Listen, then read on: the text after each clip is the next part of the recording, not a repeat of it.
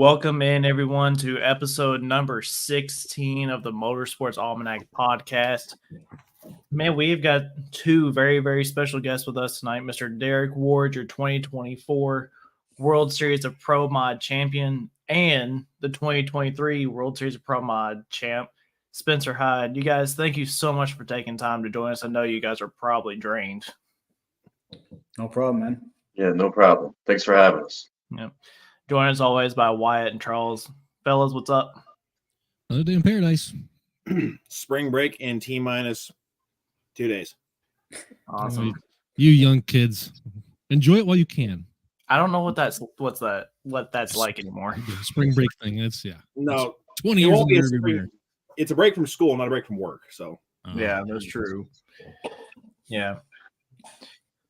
Wow, what a week for you guys down there in Bradenton Sports Park, right?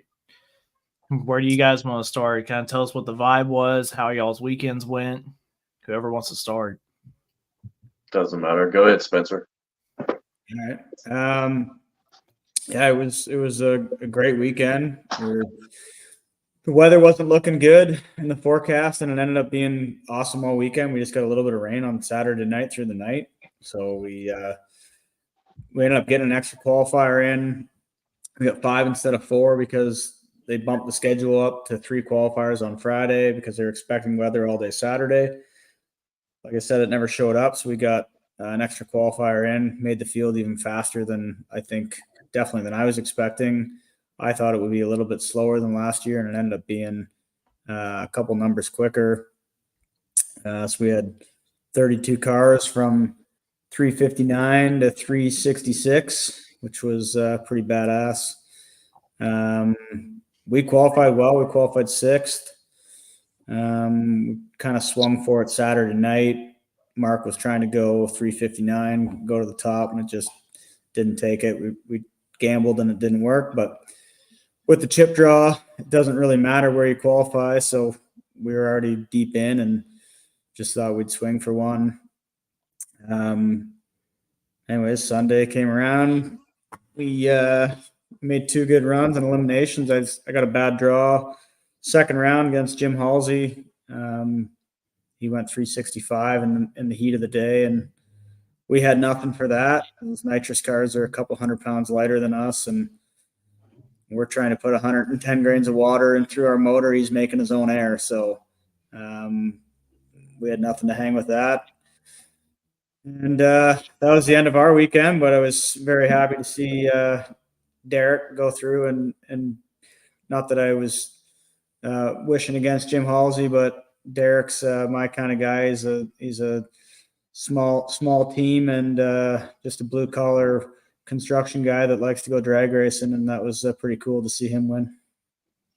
Thanks.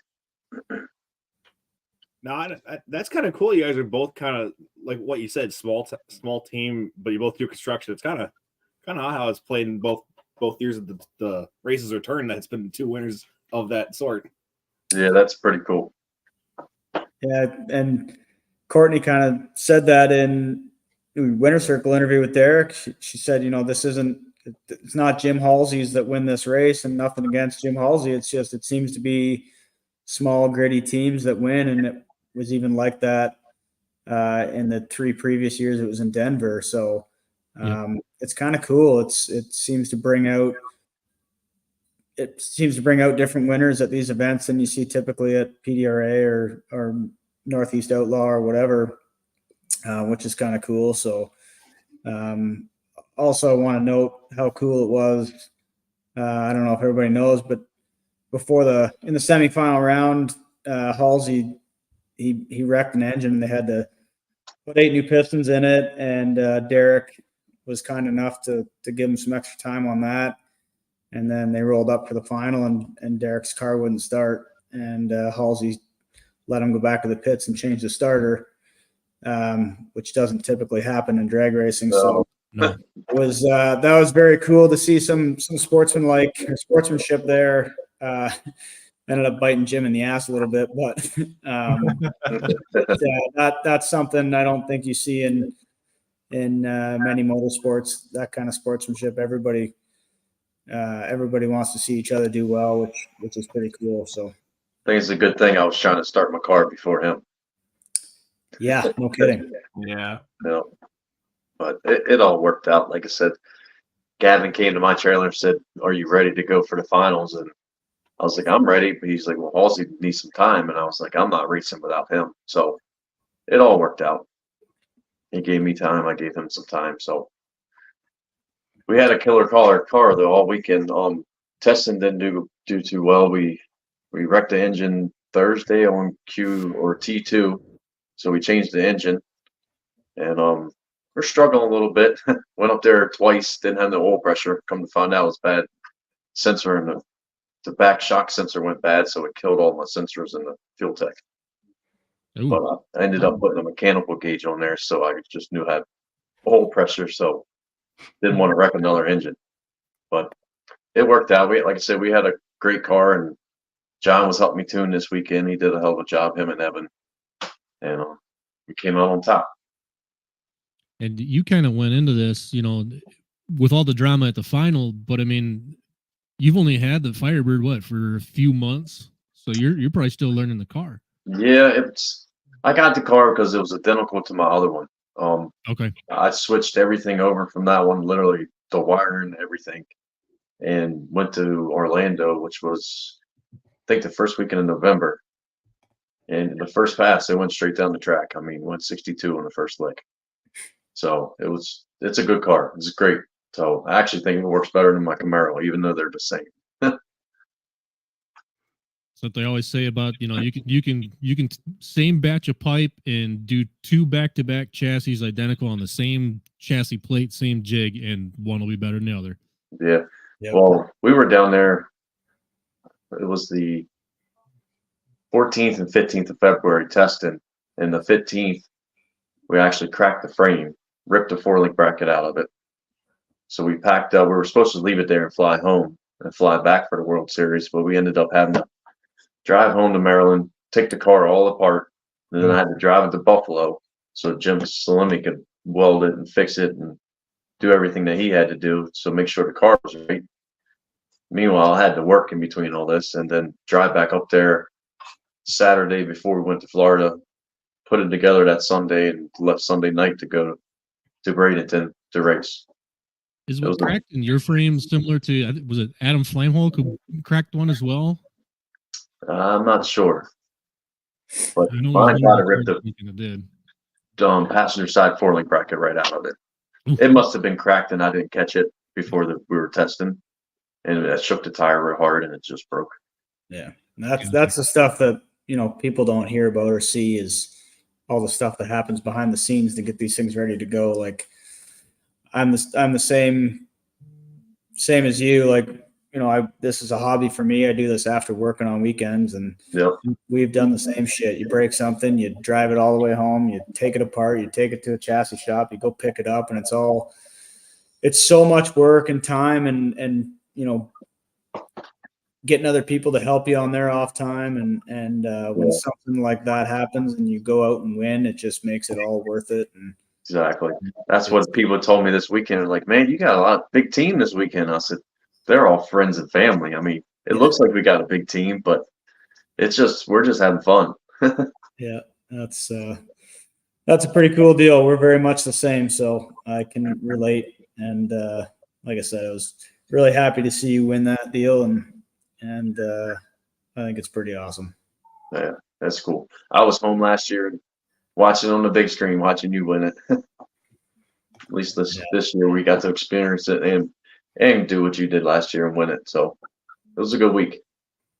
Yeah, it was cool, like sitting in the winner circle on the other side this year and knowing the feeling of what I went through last year, watching it all happen for you was pretty cool. My guys said that. They're like, winning would have been awesome, obviously, going back to back, but like knowing what you and your team were experiencing from our experience last year was just awesome for us to sit back and watch that. Yeah.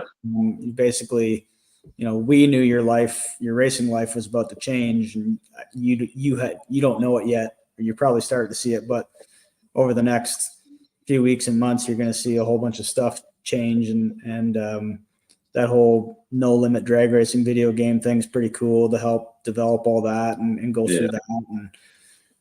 And people are going to reach out to you and want to hear your story. And it's pretty cool. So that was fun for us to sit back and watch that, especially for, again, a guy like you, who's like us, is just this is a hobby, and we don't have full-time guys on the car or full-time crew. It's a bunch of buddies that just come and have fun because they love it as much as we do. And it's pretty awesome. Yep.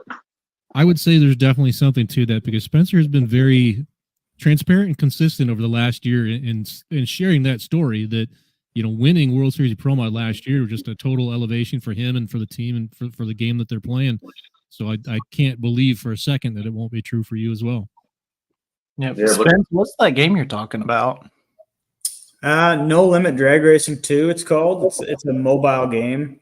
So part of the deal, winning the race last year and this year, your car gets added to the game. So you send them a bunch of pictures of your car, and they literally recreate it as a video game, not a cartoon, but you know what I'm saying, like a virtual as a playable character, so to speak. Yeah, exactly. And then it goes for sale on the game for $9.99, and people buy it, and then we get a portion of those sales, and it just directly comes to us to help fund our race program, which is pretty cool. So, that's really cool. Yeah, like I think it's been out since July or August for my car, and I've made like $12,000 off it.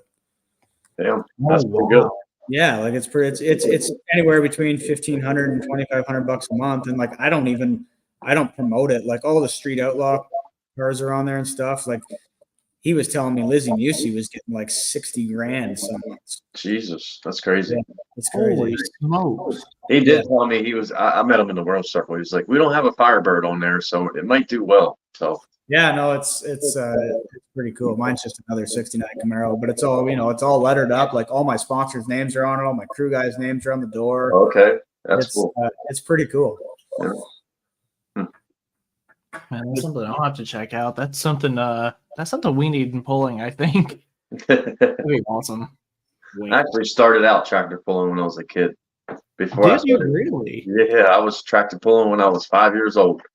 Before I started racing junior dragsters. So you were in the Gladden tractors then? Yep. That's even cooler for us because our page, we're called Motorsports Almanac, obviously. I mean, we gear towards drag. Tractor pulling's really our baby. That's how we all three know each other. Okay.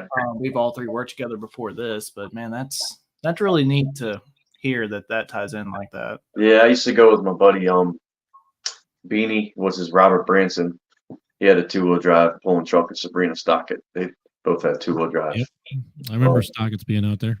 Yeah. Yeah, I used to go and help them when I was younger. How neat. That's sweet. Yeah. So, Mr. Derek, what's next for you after World Series of Pro? I mean, Spencer kind of gave you an insight of what's fixing to happen, kind of. But where's your next race? PDRA. We'll go to PDRA in it's only like 3 weeks now. In Galat. We go down there and we'll run the PDRA circuit and probably the Northeast Pro Mod again. Yeah, that's another tractor pulling group right there at the Galat Motorsports Park. Yeah, I saw that. Yep. They got to make sure. I know you both run PDRA races, but are you a points follower, or you just like hit the races you can? I'm gonna try to run the circuit this year. I was always bouncing back and forth the past couple of years. But Northeast is like in my backyard, and they only have 5 races this year. So I think I can do them and the PDRA, or most of them. Yeah. So what's the payout look like in difference for running that series compared to the PDRA? The payout, well, now it's not the same. PDRA just jumped back up to 10. Yeah. It was between 6 and 7 for the Northeast. Okay. Payout. And I think it's 500 if you qualify. So PDRA definitely pays more. Yeah. But I think you just pay a 1 yearly membership for the Northeast. So it's not a big entry fee to get in the race. So little differences. Now, when it comes to rules packages between PDRA and the Northeast circuit that you ran, is there anything different? Or you have to change a couple things? No, they're about the same. Last year, I think it was 10 pounds difference for my combination. So I pretty much just left it for one was 2685, and I just left it there for both of them. Yeah, we're the same. We run a same combination as Derek without a lockup, and so we're 50 pounds lighter. But it was only 10 or 15 pounds difference from PDRA to Northeast Outlaw. Yep. So how do they weigh you guys at the drag strips? Like I've never been to a drag race, so I mean I don't know how it works.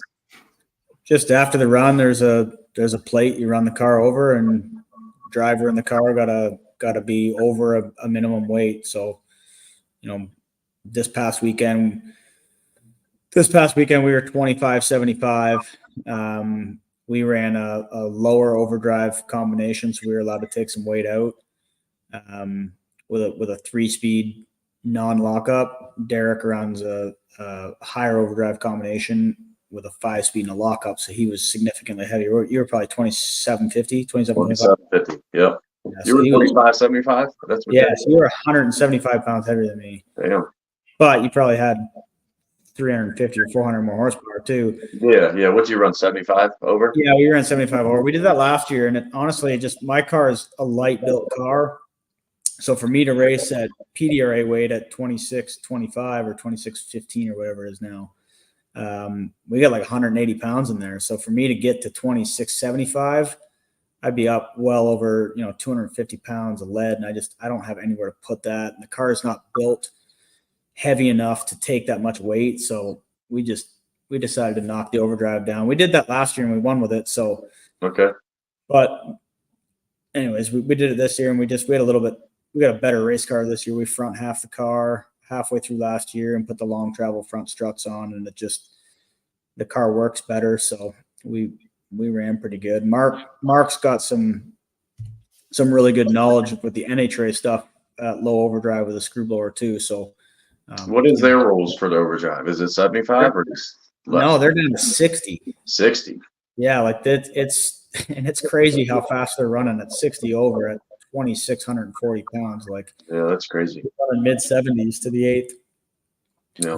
which is insane. So, I mean, a couple of years ago, it was 75 over when they first brought the screw combo out. We've seen Stevie going out there going 257, 258 through the quarter mile. Like,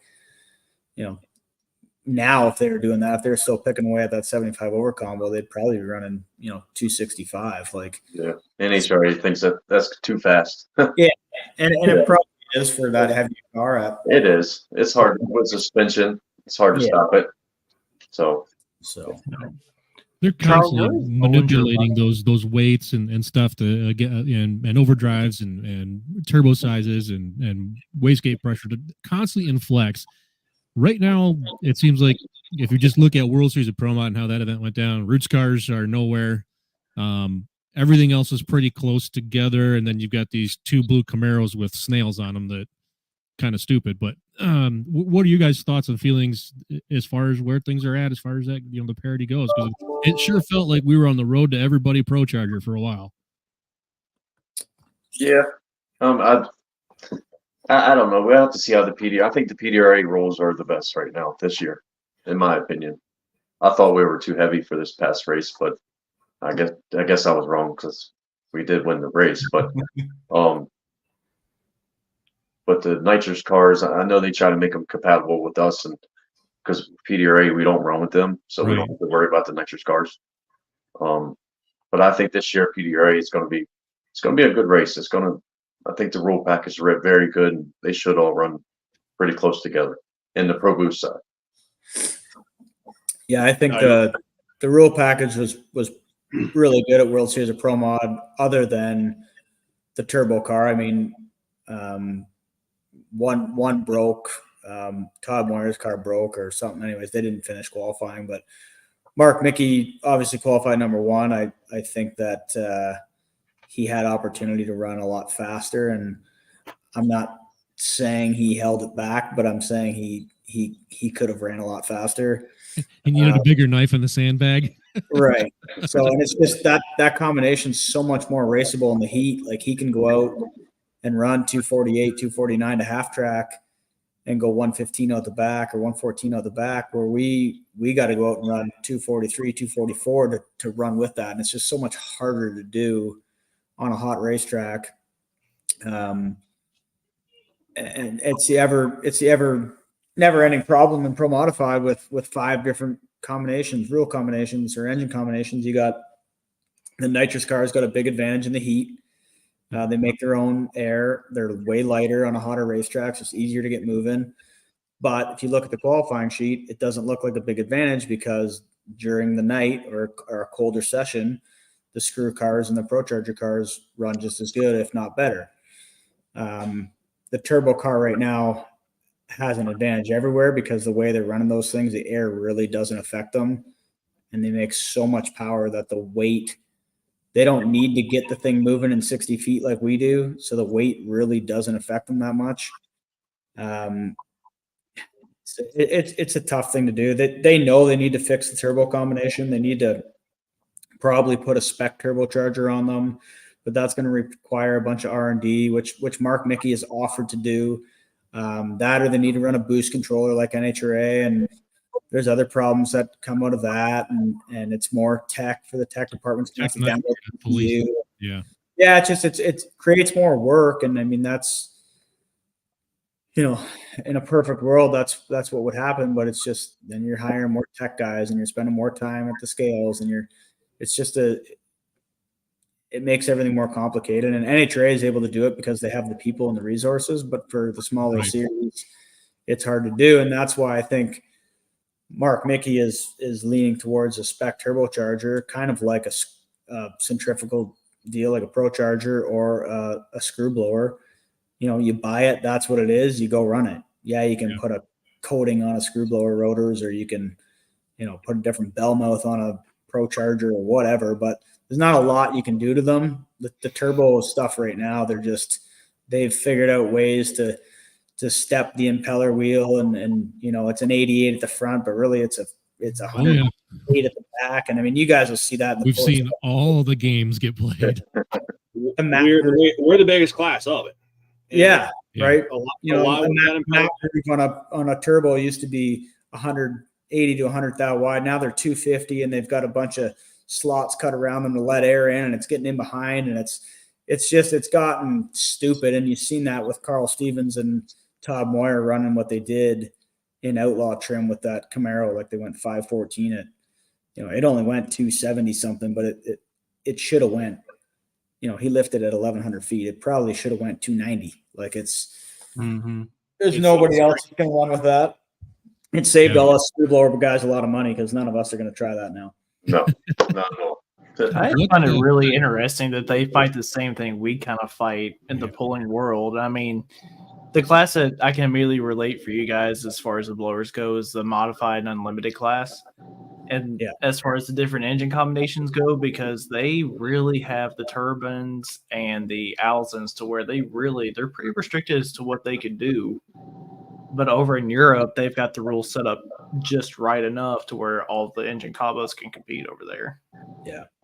You can run roots and screw blowers, any type of overdrive. It doesn't affect them as much, but everything else is restricted. So it's where can they bring in more rule packages where parity is more obvious, where you can have different combinations competitive. Right. But it's going to go to the same, you know, in the polling side, we got the same resources that like a PDRA does. We just, there isn't the people. No, and like Derek said, the PDRA rule package is really good right now. I think it's the closest out of all of them, and that's probably because the nitrous cars have their own class, and we don't have to worry about them being competitive. So, like during the summertime, you know, in the middle months of the year, the nitrous cars will often outrun, or the numbers will look better on the qualifying sheet than the Pro Boost side. But you get into the spring and fall races, and the Pro Boost cars outrun the nitrous cars by 400, 500, 600s, and that's where it makes it tough at a race like this, where you're trying to get everybody in, and you're trying to make the qualifying sheet look right. But when it comes to race day on Sunday, you know, a nitrous car has got a clear advantage because they're lighter and they make their own air. So and I'm not making excuses why I lost second round to Jim Halsey. He's a badass racer who's won 5 world championships, but we simply couldn't run 365 out there in the heat. It just wasn't going to happen. Whereas, Jim went 65 and Butner went 66, the other nitrous car. So, but at nighttime, we should have ran right with them or outran them. But it's tough. And that's where pro modified and your pulling stuff is tough to make parity at every race you go to or every, you can't eliminate every circumstance or every track condition or weather condition. So it's just part of it. Yeah, I mean, pro mod's so crazy right now. I mean, look at the field we just had. It's just 66 cars that close together. It's right. Incredible. And that's what I mean. You can't argue with John Sears or anybody saying that the rules are wrong because you got 66 cars, you got 32 cars within 600ths of a second. Like, how do you argue with that? Something's wrong. It's not. And they know the turbo thing. They know about it. I talked to them in depth about it before the race.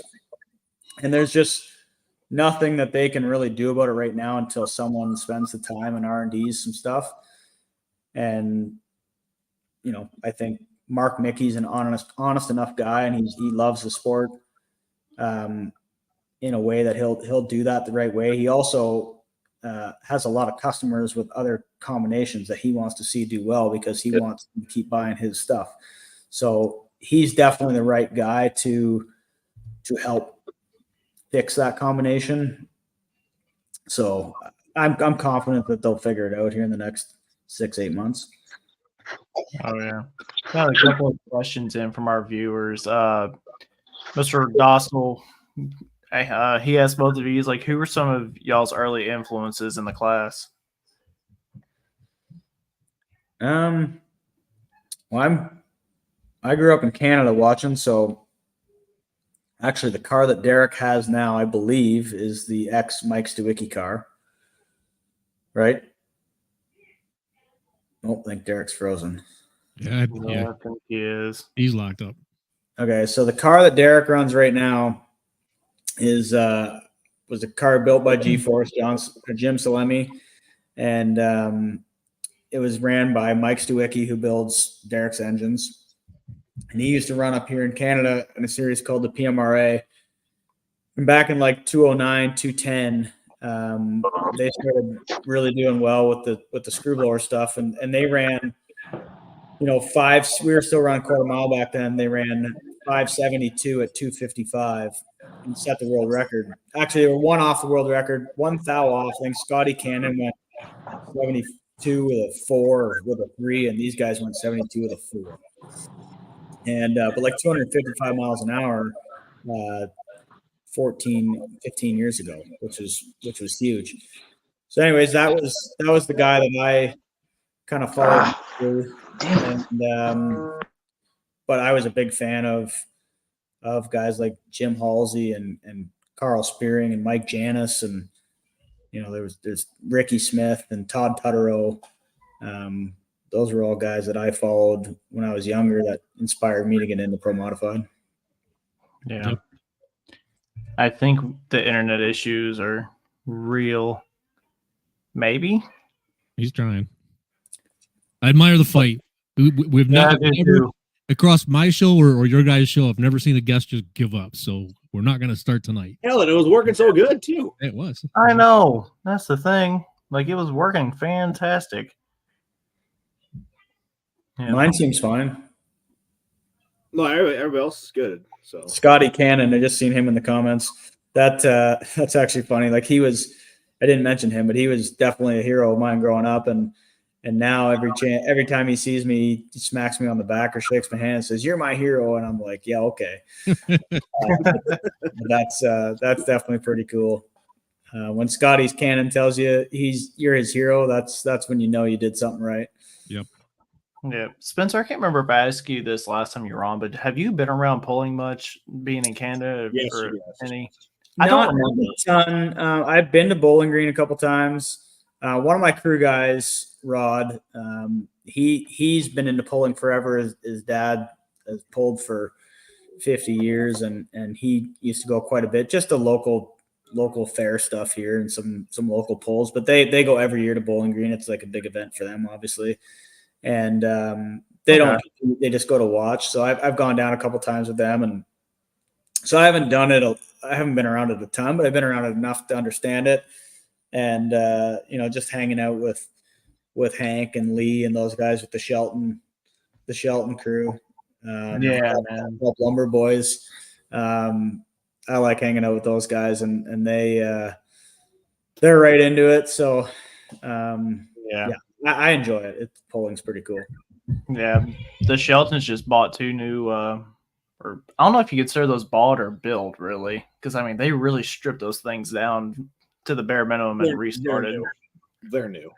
Yeah, Miss Courtney said Scotty Cannon is the man. Scotty is the man. Scotty's a little sweet on Courtney. There's a question above that we didn't get to before, and hopefully if Derek gets back on, he can answer this too. But when you're at a race such PDRA or the World Series of Pro Mod, doesn't matter if it's qualifying or in between rounds, what's the maintenance like? Well, it depends on what shit you break. But, That's if everything goes well, it's not bad. Like we'll come back, get it up, put the trans cooler on, knock the valve covers off, run through the valve lash. If everything's good there, then it's really just double checking everything, nut and bolting the car and making sure nothing's falling off or rattling loose. It's when these things run the way they're supposed to be run and you keep up on your preventive maintenance and your expendable parts, they're pretty good. But dumb shit happens. Like, we broke a rocker arm this weekend and just, stupid little stuff. We had a front seal come apart and the spring went through the engine. So, and that's stuff you just find by as simple as pulling apart the oil filter and checking it and seeing what's in it, right? So we pulled it out between rounds just to check it, and there was a bunch of steel material in there that looked like a spring, and just at that point it's just process elimination of what parts that came from, and then you're checking there. But really, like I said, if these things go away, there's not a lot of maintenance. Not a lot of between round maintenance. There's a lot of preventive maintenance. Like we put rod bearings in pretty often. We change rods every 20 runs, or depending on how the thing's running. If it's shaking its brains out a lot, we'll change them sooner, but not a ton of stuff. Put piston rings in it, valve springs every 30 40 runs, stuff like that. It's not crazy. It's just when shit goes wrong, and the odd time you'll miss a tune-up bit and burn a piston, but again, that's just slide the head off and knock that hole out and put a new rod and piston in it. It's not, if you got the right crew, it's all stuff that can be done pretty easy if you got the parts in the trailer. But then you get runs where you'll break a rod or break the crank or drop a valve, and then you're into a lot of work. Yeah. There's so much similarity between your guys' power plants, really, and what the pullers are using. It's the same stuff. You guys are stomping on them for whatever in a good run, 3.6 seconds.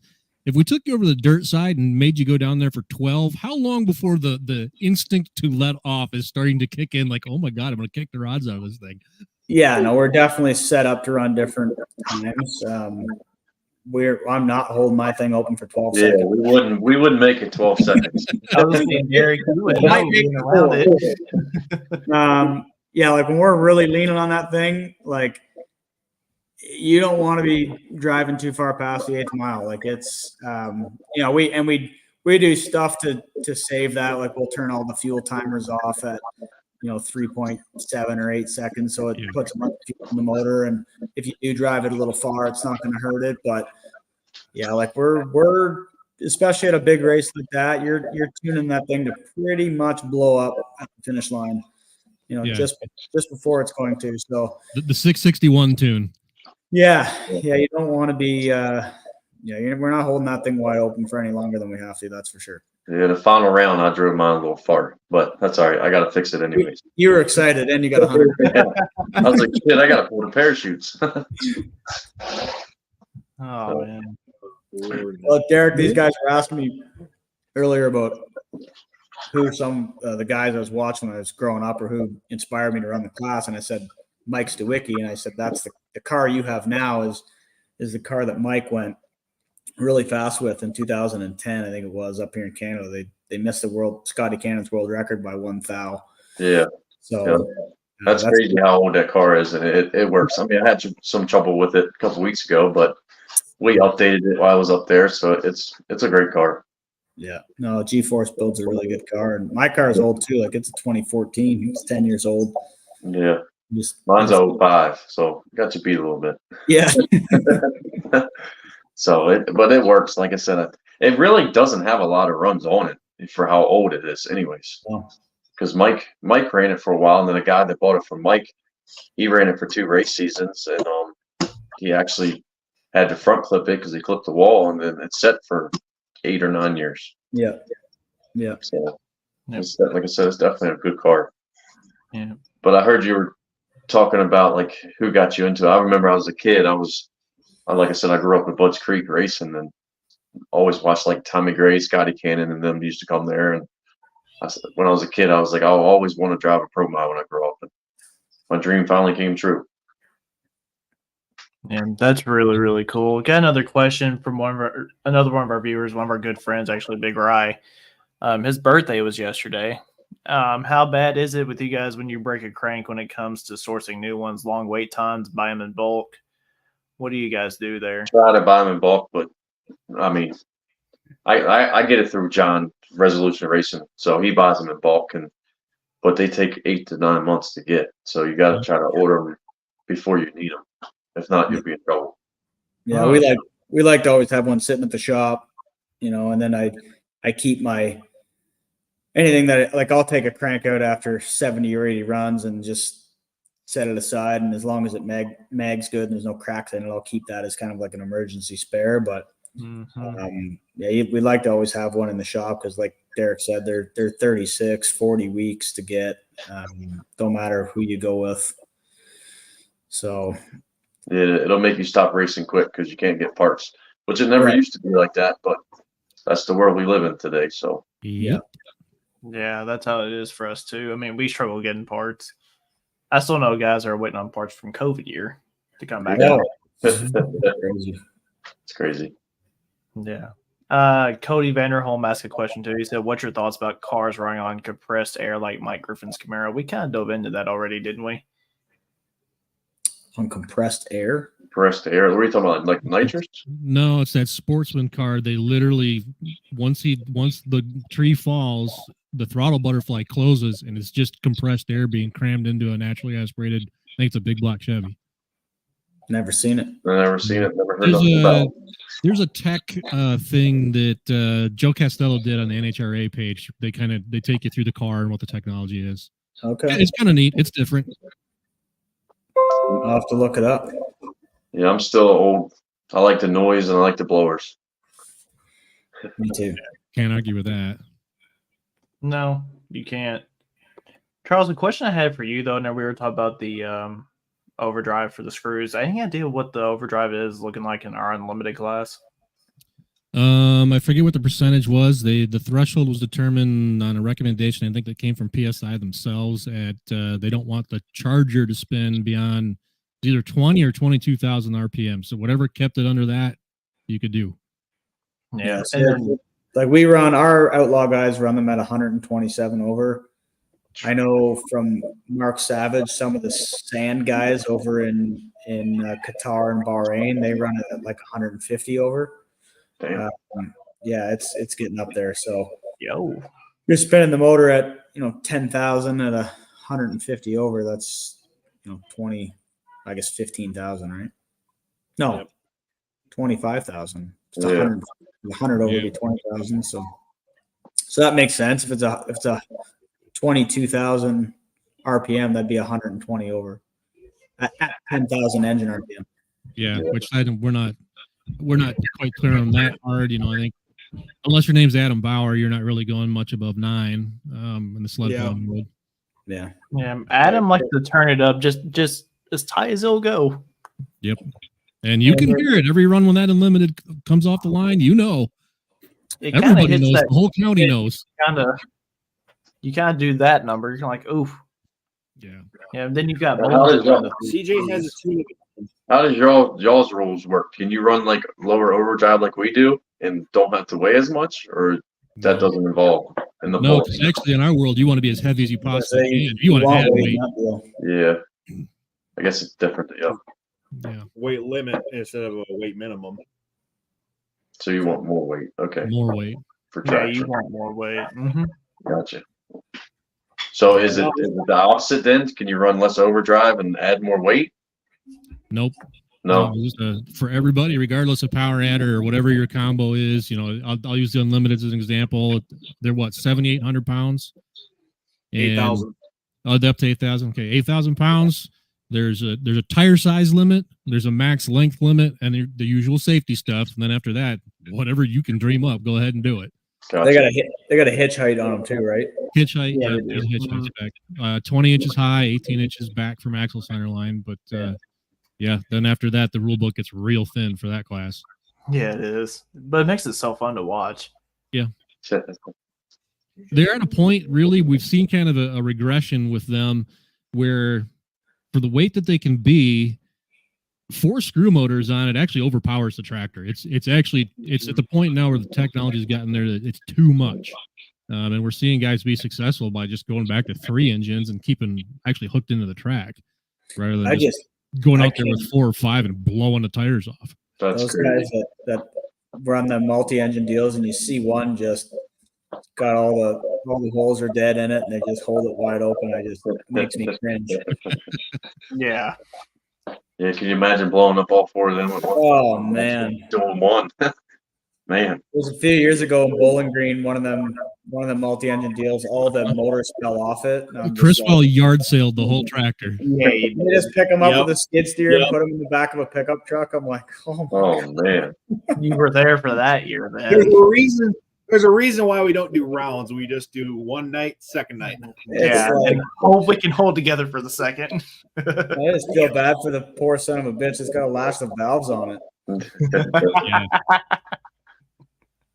Hell, my neighbor over here has got 13 of them standing on the floor alone. So, Yeah. not my problem. Yeah, Crazy. Yeah, you guys are another level of crazy than we are. Yeah, they are. We try I to. don't know. Like in the years of my being around drag racing, like I'm not afraid to get in anything in the pulling world, even in many. I don't care. But for what you guys do, I worry about my ability to react quick enough. I'm not sure I can do what you do. I couldn't. Yeah, that's definitely there's, not to be rude, there's lots of guys that drive these things that probably shouldn't, that can't react quick enough, but you can quickly pick out the guys that can and the guys that are, real drivers, and it's definitely part of it is being ahead of the car. Like, these things do react fast, and you got to be ready when it happens. We're definitely moving a little quicker than you guys are, but at the same time, you're hooked to a sled. You're going a lot longer and further, and you got the wheels in the air the whole time. And there's, I'm sure there's other elements to that Derek and I would be. Yeah, when the wheels are up, just like you guys, don't get the sawing on the steering wheel. That's going to go badly. Yeah. Driving with brakes. Yeah. Yep. Just like your off the farm tractor, you have your 2 brakes sitting over here. You have your clutch pedal, and then your hand throttle, obviously. Yeah. Yeah. The diesels have things that is pretty wild too. I like the diesel stuff. That's my favorite to watch. Yeah. The pro stock diesel is pretty awesome. Yeah. I don't even know what they're up to on the turbo size in that class now. My brother's been out of it for a couple of years. Not the pros. At this point. Yeah. They have a limit on which size exhauster intake. Well, the exhaust is limited to a 6.0 inch, but I'm hearing compressor wheels are 6.4, whatever that translates to in millimeters. All of them.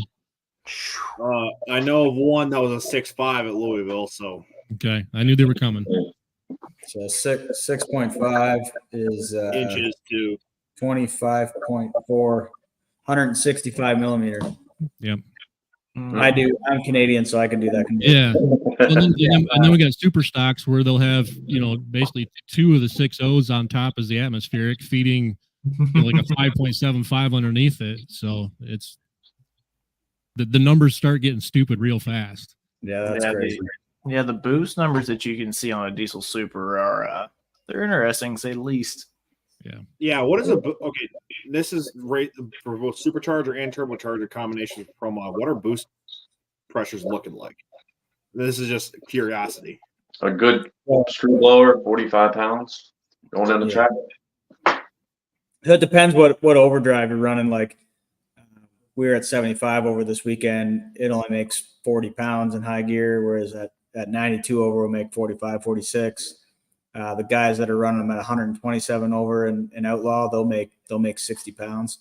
The turbocharger stuff, I've heard some pretty crazy numbers. The guys with 88 millimeters making like 73, 74 pounds boost. And that's where like we just can't compete with that. They're making 2,000 more horsepower than we are in a car that weighs only 100 pounds more or 50 pounds more. In Derek's case, the same weight. Yeah, so it's insane what the turbo guys are putting out. But anywhere from, depending on our stuff, like I said, the lower overdrive combination, 40 pounds, the higher overdrive is 45, 46. So nothing crazy, nothing like the diesel guys are making. Yeah. Well, and you guys reached, on methanol, there's a detonation threshold where above it, it doesn't matter anyway. You're not going to make more boost. It's not going to work. Right. Yeah. Cody had a good question. He said, what do you guys think about the diesels coming into the drag racing world more and more? I think it's pretty cool. I mean, Maddie was running a top dragster there at World Series this weekend, and I actually didn't watch it run at all, but she's ran pretty good with that thing.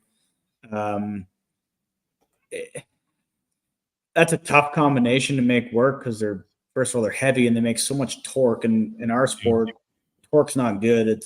We want horsepower and not as much torque. That's why you see the nitrous cars sometimes struggle to get down because they make so much torque down low that it's hard to keep it from knocking the tire off. But some of them guys got them working pretty good. They're getting better. And the torque thing is exactly what you're making it out to be.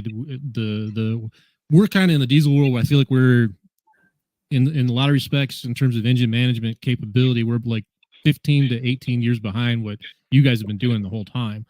And when we first finally got to see a few pro mods out with diesels that had standalone, they're putting turbo 400s in and trying to make those work.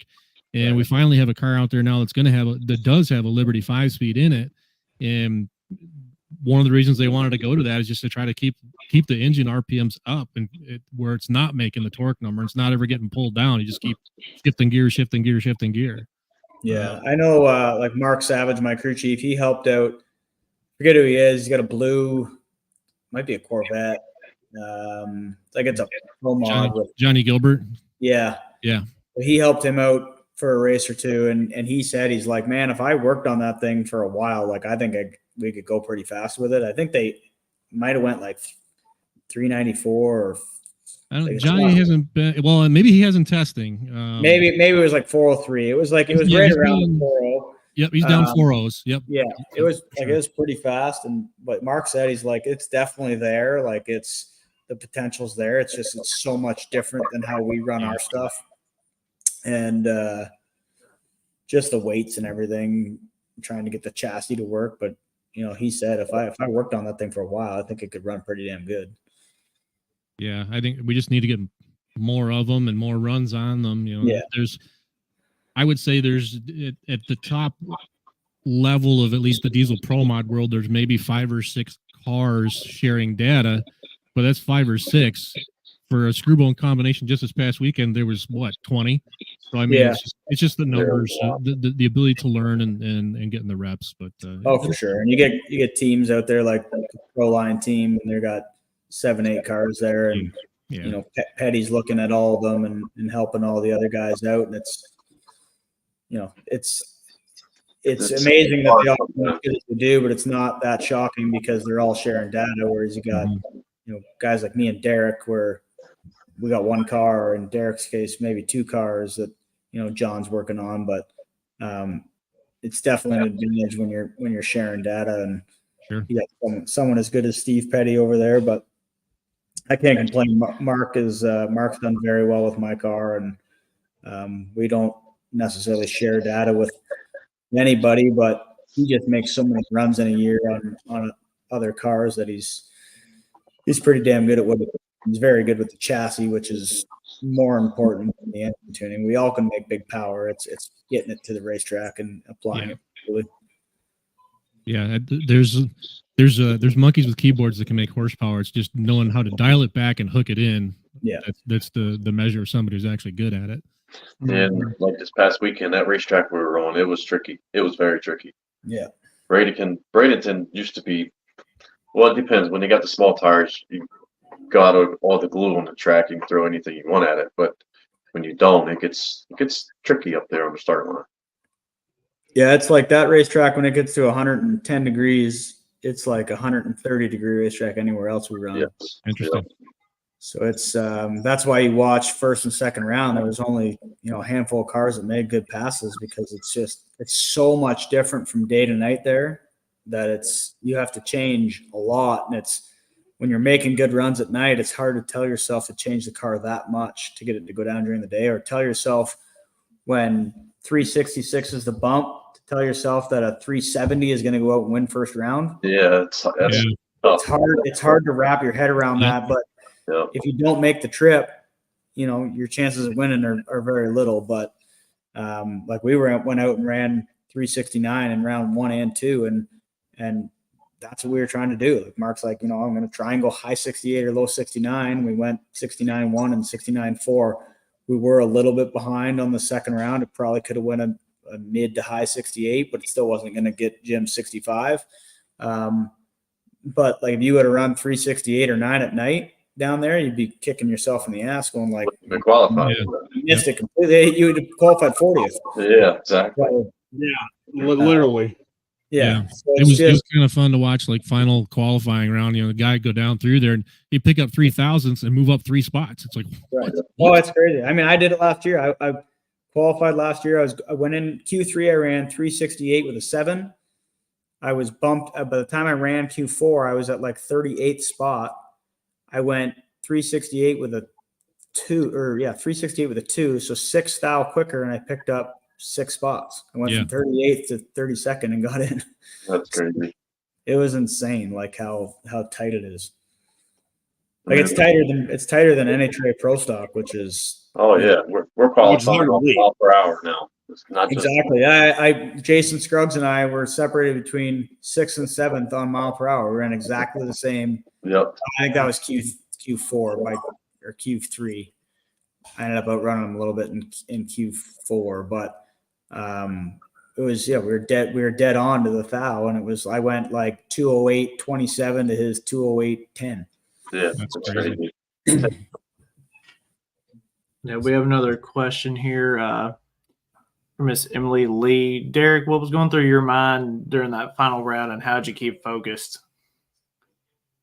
When it started, I pulled up there and hit the button, and I heard that noise. I was like, "Oh, this is not going to be good." But like I said, we pushed it back. Halsey gave us the time, and I was a little anxious to get it done, but Evan had it under control, Evan and Jim, and then I ended up putting it on the car itself. Once we got the old one off, we had to switch the plate on there, on the starter itself, and they got it on the ground and got it up there. I walked up there, and once I get in the car, I think about a lot of stuff when I'm sitting there, but once that car fires up, I'm good to go. Everything goes out of my mind. I just focus on what I need to do. Heck, at that point, there's almost no time to think of when you're kind of, in a sense, scrambling. Yeah. I don't know. I like to work on my car, so I do a lot of stuff on my car. So having other people work on it, I was like, but Evan and them, they know what they're doing. They're great people. They took care of it, and we got up there and made the lap.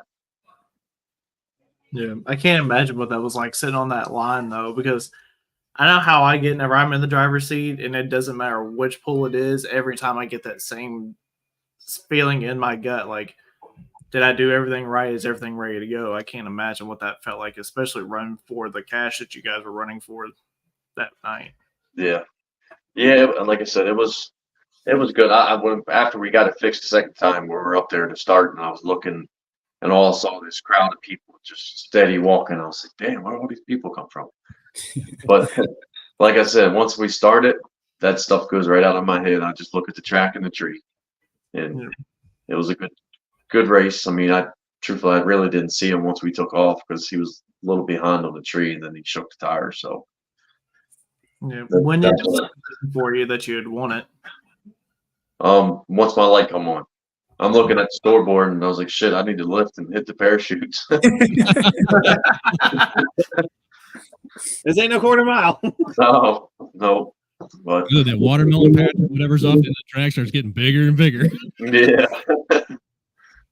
Yeah. I wanted to ask the question earlier, and you guys kind of hinted at it before. And the race came back last year. It was the first year since 2019, correct? Or 2020? 19. What? And Spencer, you were there last year. What was the feel of the race itself, vibe, etc.? The change from 23 to this year. Was there any different feeling, or was it just a certain vibe, or just?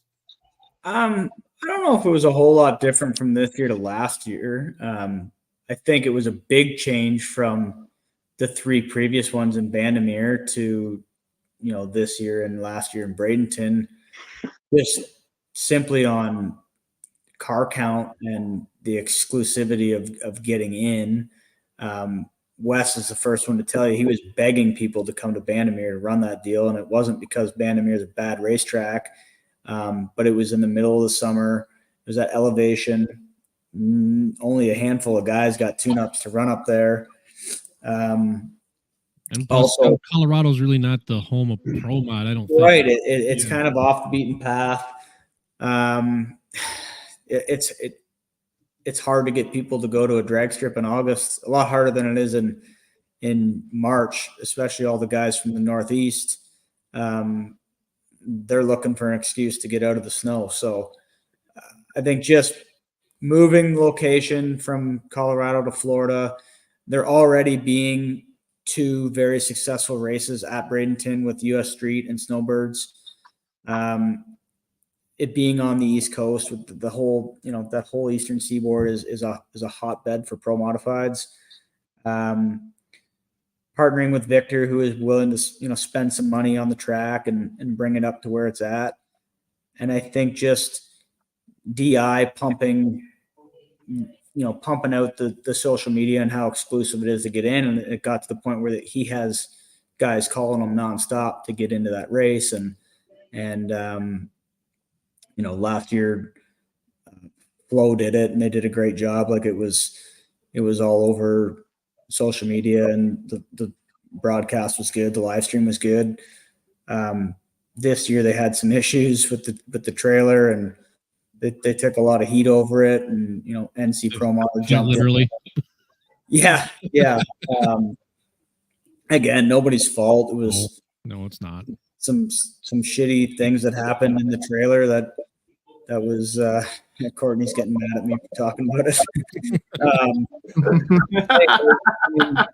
And she made a call, and she thought she was going to get in a bunch of shit over it because Flo pays to stream that race and pays for exclusive rights, and she basically told Jay Warren from NC Pro Modder to go live, and she called one of her bosses and like, hey, this is what I'm doing. Like, I don't know if it's the right call, but if I lose my job over it, I think it's the right thing to do for the drag racing community, not maybe Flo itself, but this needs to be done. They're holding up the race for it, yada, yada, yada. And anyways, they backed her up and they said, she made the right call, but that was quite a weird moment. Everybody in the staging lanes, the drivers were in the staging lanes for 45 minutes, 50 minutes, just sitting there with, nothing was happening. So that was some excitement, but I don't know if there was a whole lot difference between this year and last year, other than there were some different names in the field. There was a few guys that weren't back and, a few new guys. They included some of the the street outlaw guys and the no prep guys, which I think probably brought a little bit more audience. But I think it went over so well last year that everybody was pretty excited for this year. So Yeah. I think it'll go over well again next year. Shout out to Outlaw 10.5 guys that can leave the line wheels up and break the stripe at the other end with the back tire. That was crazy, man. There's a couple runs there. I forget what that Burgundy Nova is. Yeah, he did it twice. Twice, and then I just seen a video today. Kaylee Mills did the same thing. Like the freaking front end never touched the ground. Like that's that ain't just some girl in a race car. Like that chick can drive. Yeah. Hey, man, that front end up there, that's how we feel. What's that? So that front end up there just carrying, that's how we feel. Yeah, I tried doing it at 200 mile an hour, not 28. Yeah, 200 is a little more sketchy. Like, well, I don't know if I'm going to hit the wall or go to the middle lane. Yeah. Man.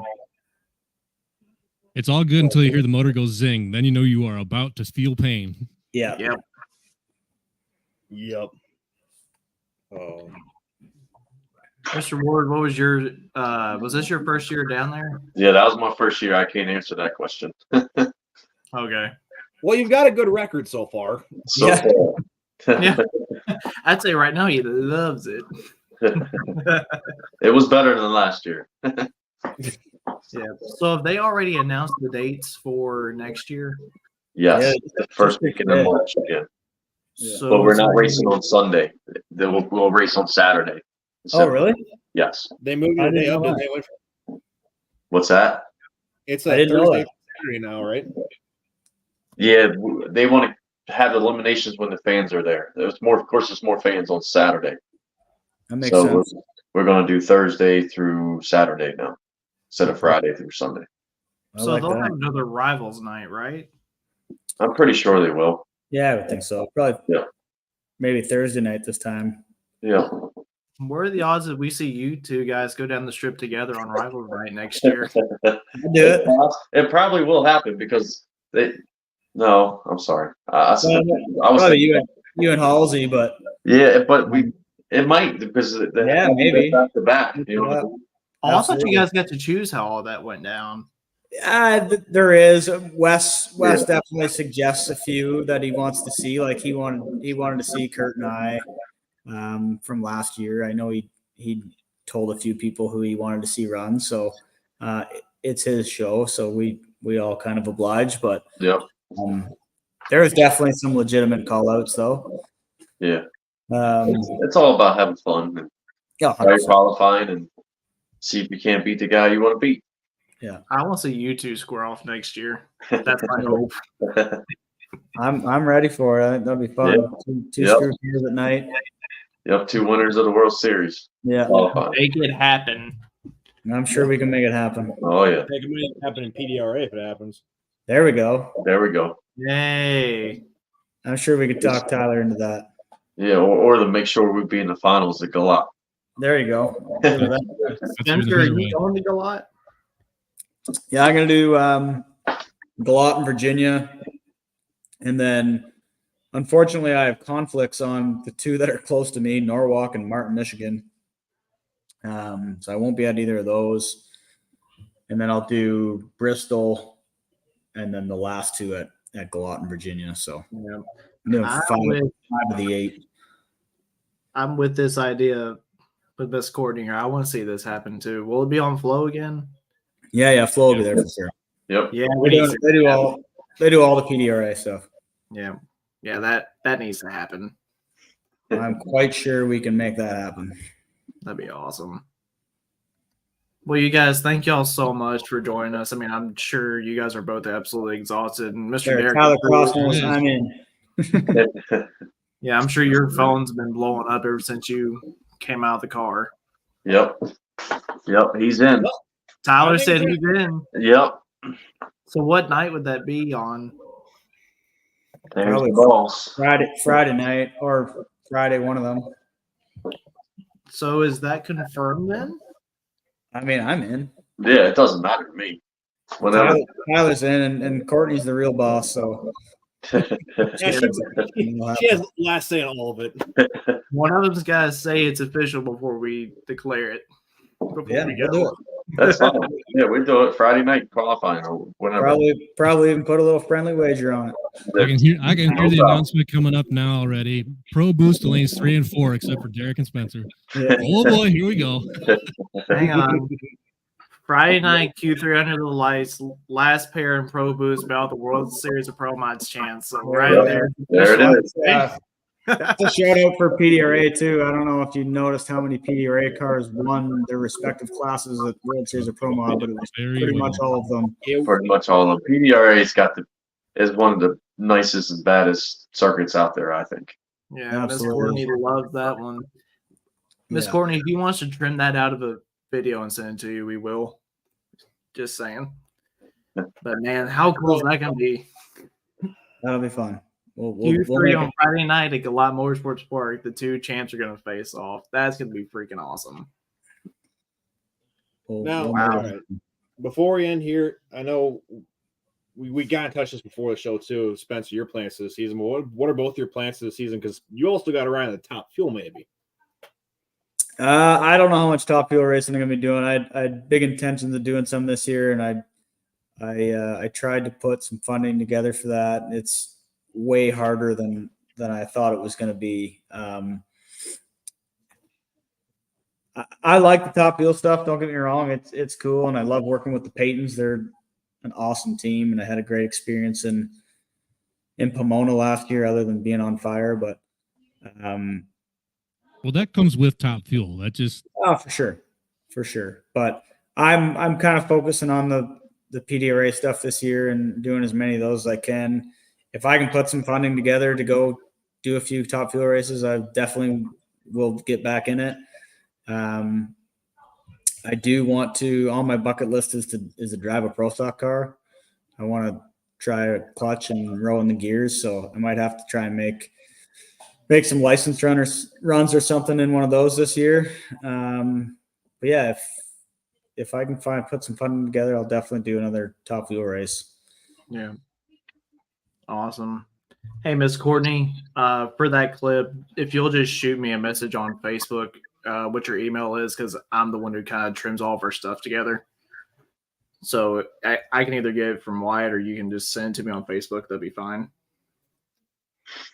So, yeah, Tyler said you guys make PRA what it is. Let's blow it up in 2024. Yes, sir. Gosh, I wish PDRA is closer. I don't like. Yeah, me too. I need to go to Galat now. I want to see. Yeah, this. you got to come check it out. If you don't, it doesn't get the fan recognition that it should. PDRA is absolutely, in my mind, one of the best shows going. Like they've got, The fastest cars in every class. 40 plus pro mods at every event, and I mean, let's be real. The quick 16 and top sportsmen are all basically pro mod cars. Yep. They got dragsters bracket racing at 370s. Mount Moore Pro Stock, Outlaw 10.5 or Pro Street, they call it. Like it is a badass show. They just need to figure out how to get some fans in the stands, and I don't really think it can be beat. And the competition is absolutely second to none. I mean, I've gone to a dozen PDRA races now over the last couple of years, and I can't crack into the winner's circle there. Like it's tough, and you can run well and just get flat out beat. I love it. It's a challenge, and Tommy and Judy are great people, and they all treat you like family, and everybody hangs out in the pits afterwards. It's not like NHRA where everybody goes back to the hotel, and it's a pretty cool deal. been fortunate enough to make it to a couple. If you're there as a fan, they don't screw around. I mean, cars are coming at you all the time. And they know how to run a show, like get it through and get it done, and they work. Yeah. Wow. Kind of sucks living in Western Mississippi. I don't get to see this all the time. Yeah. Yeah. A little bit. Dang it. Do you guys want to hit on anything else before we call it quits? Just congratulations to Derek again on winning that deal, and that was really cool to see. And thanks, sir. Thanks for having us on. Sure. Yeah, I'll see you Friday night at Galat. Sounds good, buddy. Hey, you guys heard it here first. It was made official here on the Motorsports Almanac. Friday night, Q3, under the lights. Last pair in the Pro Boost belt, the World Series of Pro Mod champions. I cannot wait for this. I love it. Love I it. need y'all got to fly over there and come and watch it in person. There you go. What's the dates for it? April 3rd April to 6th. 7th or something. Or, I yeah. think it's 3rd through the 6th, I think. I'll see what Well, my schedule's doing. Well, I gotta pretty sure I'm with the Diesels in Orlando, Florida that weekend. Yes, Well, I am. if any of you come, you can hang out with us and, have some food and drinks and whatever. So Yep. you're welcome in our pits. Appreciate that. Thank you.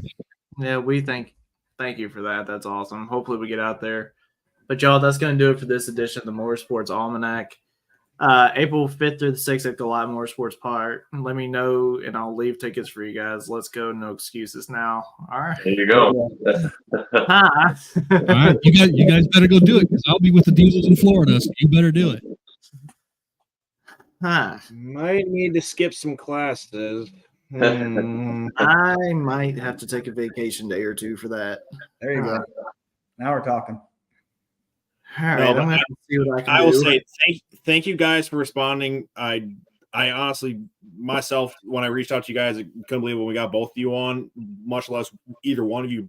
It's cool for us, small guys that love to talk about motorsports and do what we do. Talk to you guys that are just stars in what you do right now. It's cool on our part, but thank you again. It's much appreciated. Thanks for having us. Yeah, thank you. We're just you, we're just guys. small guys too. So Yeah. Small guys winning some big races. that's right. All right. Thank you guys. Okay, guys. All right. Thanks. Take care. Y'all have a good night. Take it easy. Congrats, guys. See ya.